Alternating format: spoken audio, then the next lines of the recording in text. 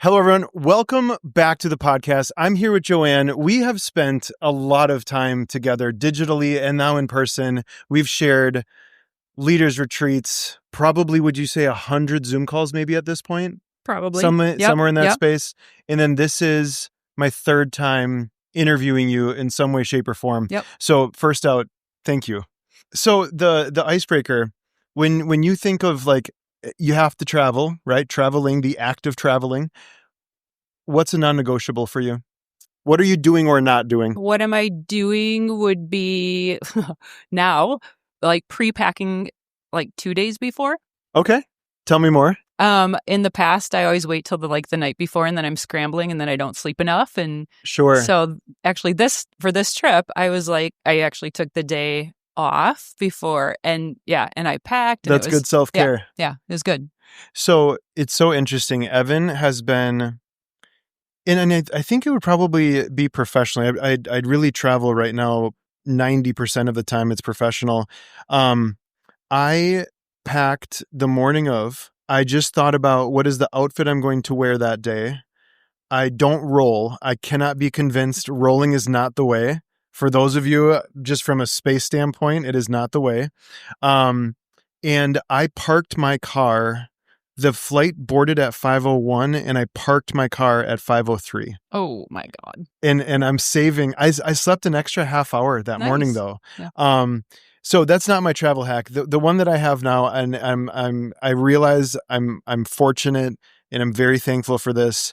I fly Delta, and I love me a Delta lounge. It's another like self-care thing of like, hey, yes, it does cost money, but it also gives me a space. Like, I know the Wi-Fi is going to be good, right? The service is great, right? And I think that little bit of like being served, because normally I'm going either to do a workshop or something of that narrative.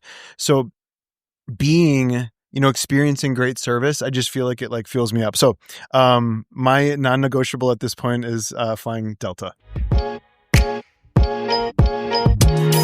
The sun is beginning to peek through the clouds, so I'm going to jump right in. What is, you're looking at your journey within salon ownership, leading people.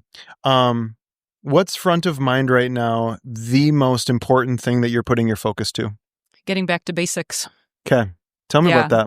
I feel like we're trying lots of different things and came to the conclusion that like those things just aren't working. Yeah. And so we really came full circle and are dialing back, getting our front desk. That's like first and foremost. Okay. Getting front desk back on track, making sure that they're doing the things that they need to do. Right. And then the next thing is service providers, like getting them really grounded in like why they're here. Yeah. And then customer care. And then the last is really to get our associate program, like we have your program, but we really need to like ground that with everybody who's training. Okay, so Erin, I wish she could be on the other side of these cameras right now. So one of the things that we're featuring this weekend here at the Healing Center Forum is the Artist Academy. And so the data point, just act surprised tomorrow when you hear this. They had lost 40% of their revenue in 2023 in a walkout. And with the Artist Academy, onboarded 6 people, and those 6 people brought in $350,000 into the organization. Now, so like that data point is great, but the thing that we went in this morning, we're like, okay, so we feel that with the Artist Academy, you actually can onboard multiple people at the same time. In the past, like the moment that you start to do that, where's the weak point? And then who are we going to burn out, right? So one of the things that we think about a lot, also to all y'all listening, what I do within Scale is very, very deep from a data standpoint.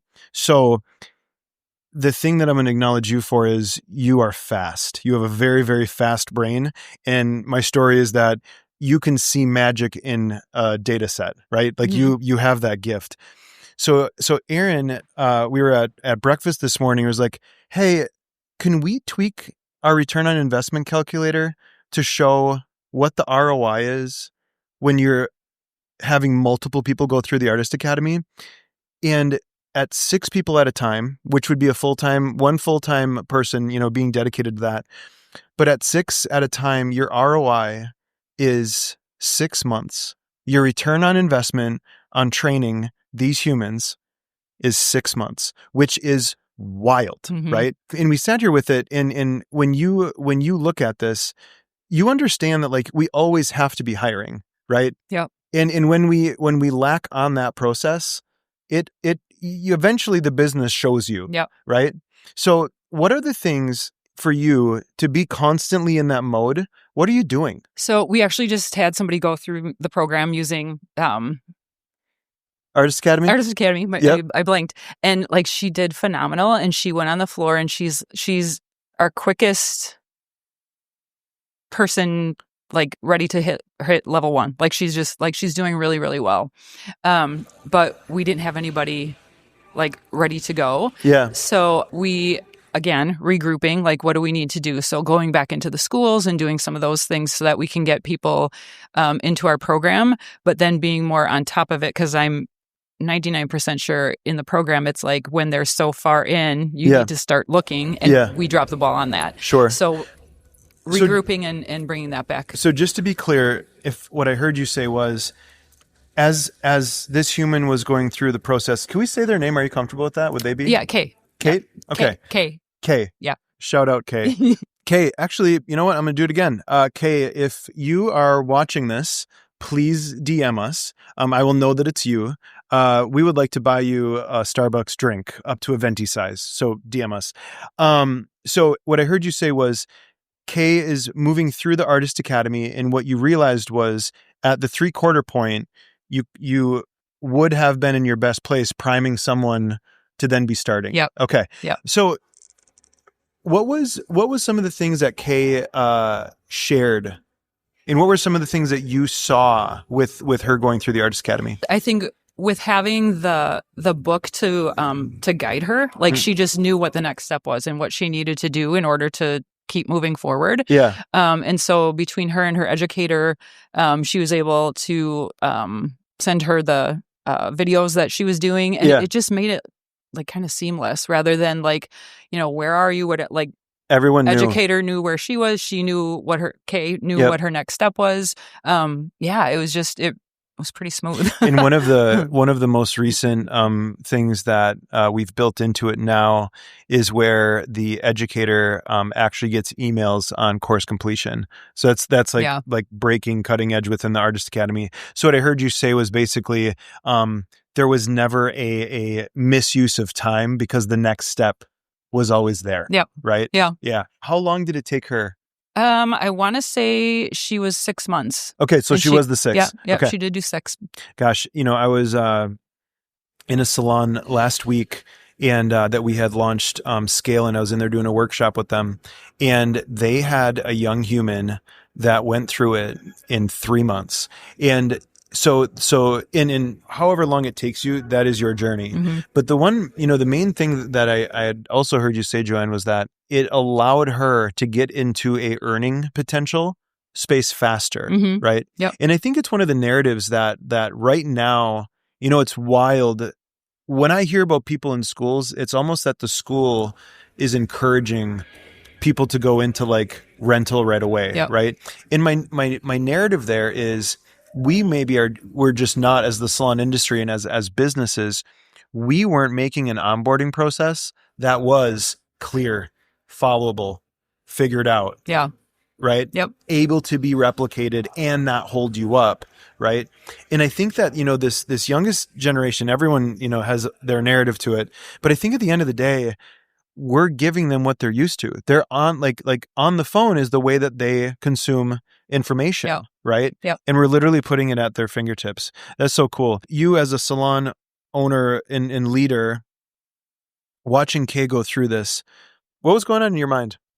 I don't know. I just kind of I was kind of hands off. Yeah. I like normally it's, like, JoAnne, should we do this? Should we do, but like I was completely hands off. Wow. Once in a while I'd have a check-in, like, hey, this or that, but like, yeah, I was pretty much hands off. Wow.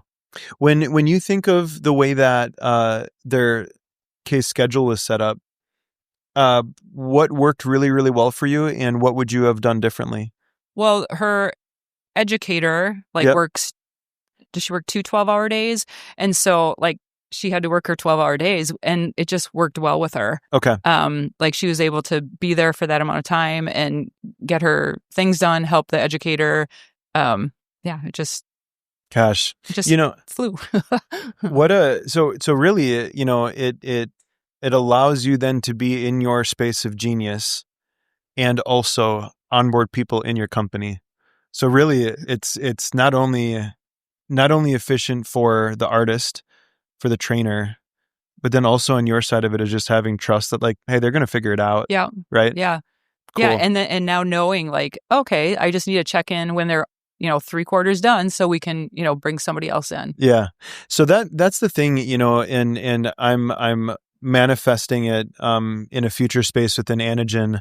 I'm seeing 3 people to move through the Artist Academy. So this is the thing that's interesting. Kay sounds like she's brilliant, right? Imagine Kay and another Kay going through it at the same time, and then being able to have those learning moments and those conversations. I can't be convinced that they would learn more and faster. Yeah. What's your thought? That they had each other to bounce things off of. Absolutely. Yeah. Yeah. And that's the one thing, when we built this at first, it truly was a passion project. We're how can we take this thing that is a monster, right? An absolute organizational monster, and create it in a way that it serves as many people as possible. And this new piece that we're getting into is being able to onboard multiple people at a time. Because that's, again, large salons were doing it. The budget that you were putting into that space was massive. And now with, the cost of a license is right now $350. When you look at it, you can't not afford it. Yeah. And I feel like there's so much time that was consumed from the educator that was taking away from their clients. Yeah. That doesn't happen now. So right. And then their income gets hit. Yep. Their clientele gets impacted. Yep. Right. Yeah. Yeah. It's really so interesting. The more that we look at it, but anything in the world, a person once told me, if you think of Uber, what is Uber as a company? What do they do? Deliver food. Deliver food. Okay. So it's so interesting because we all think about the part that's the transport, but what they're actually selling you is your time. Oh, sure. Right. Yep. And that's the thing. It's an inarguable thing. We do not get more of it. So since now looking at it, and now that's my biggest thing is how do we take what we did with the Artist Academy and put it in scale? Yeah. Because that is a very, very, and it only gets continually deeper. The more that we work with unique brands and have unique questions asked, and we build resources. But that is the thing. The Artist Academy is such a goal, and it's such a benchmark that I'm I know I can't make scale like it, but I'm going to try really, really hard. All right. Hey, shameless plug. We want to continue to serve. Check out the App Store. Type in The Refined Network. It's available both on Apple and Android. Here's the thing. It's a way that we can continue to serve you. All of our podcasts, all of our digital resources, and our community is there. Here's the thing. We believe that we're better together. Back to the episode. I want to pivot. So you are you're a boss of a human. I think in one of the last conversations you had invested in a new bike, I believe. Yeah. Yeah. So you're always doing something. What are you doing in that way? Your vitality is something I think that you take into consideration quite importantly. What are you doing right now to bring the best version of yourself that has nothing to do with the business? Things sort of fell off the past couple of years, and so I'm back on track. I'm signed up for a half Ironman in March. You're such a boss. And so just getting all that back on track, and just joined a new gym that has, as I get older, I need more flexibility. So doing, some of, more yoga and stretching and all of that. Yeah. And weight training. So, yeah. Okay. So the entire time I've known you, you've been mindful of this. I'm really curious. Have you ever done Pilates? No, not really. Okay. I haven't either. Why? Why are we not doing this? What is it for you? Why I haven't? Yeah. I don't know. I mean, it's it's like core work basically. And it's trying. I don't know. I'm intimidated by the machine. I don't think a machine when I hear Pilates. I think of a class, somebody leading a class. Yeah. So, like on the moving whatever. What do they call it? Bench, whatever. I don't even know what they call it. Class. Yeah. Like with no equipment. What was that? Ren's coming in. Bonus from the background here. It's called a reformer. Okay. So I don't know about that. See, I'm intimidated by that. So, I'm going to look like an idiot, probably fall off of it, which will be funny. I know it will be funny, but I think that's the reason I haven't done it yet. I was just curious because I'm going to have to check out that. Now neither one of us, and I think we're both we're very mindful in that way. Other thing I'm going to ask, most recent dietary change and how has it served you? So I was on a super strict for like 18 months. And so when I stopped that, I kind of went a little crazy. So I'm actually going back to that. So it's like, let me think, it's 5 meals a day, protein. Wow. Yeah. It's like protein and like veggie. 5. Yeah. So it's like 7, noon, 3, 5, 7. But it's all broken out. And I did it for 18 months and I felt amazing on it. And so I know that I need to go back to that. So that's my dietary, and it's protein, veggies. It's so interesting. So like I'm doing it through like Athletic Greens and that kind of stuff, right? But it's so wild. And this is the part of the human journey that I love. I've been really leaning into like fasting, and I find myself most days like when I'm consuming chewing food, I'm like doing that once a day right now, and usually around like 5 or 6. Right. So it's so interesting. And the thing is, I think like as long as we're doing something that is that we're about and that we're dedicated to it, I think you're going to see a good result. Yeah. But when you say that, I was like, my Lord, what am I doing to my body? I know I'm getting all the things per Athletic Greens. This is not sponsored by them, by the way. If you would like to though, and DM us. I'm clearly giving away Starbucks, so maybe I could give away some Athletic Greens. Cool. All right. Well, hey, thank you for giving me some of your time. I don't feel that people can be acknowledged enough. You being a part of scale at the time that you were, it's inarguable that is a better product because of the process that we got to go through with you. It is something that it's a labor of love and it's constantly evolving, but without having you go through it, it would not be in its current version. So thank you. And you are, like I said, I just can't acknowledge your brain enough. You have an incredibly fast brain. It's always fun. Thanks. So thank you for your time. Hey, so if you're listening to this and there's something that, might have jogged a little bit within the mind and you feel that you need support, we are here to support you. We're here to guide you. So DM us. We would love to work with you. And until next time, Ren apparently is so busy doing these things that it'll be probably 2 weeks until you hear from us again. And Ren just looked over and winked at me. So, haha, Ren. All right. Thank you so much for your time.